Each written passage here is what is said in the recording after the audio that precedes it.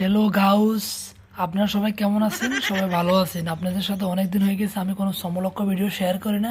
তো এখন আপনাদের জন্য একটা সমলক্ষ ভিডিও নিয়ে আসছি। হ্যালো গাইস, এতদিন আমি টিকটক করছি।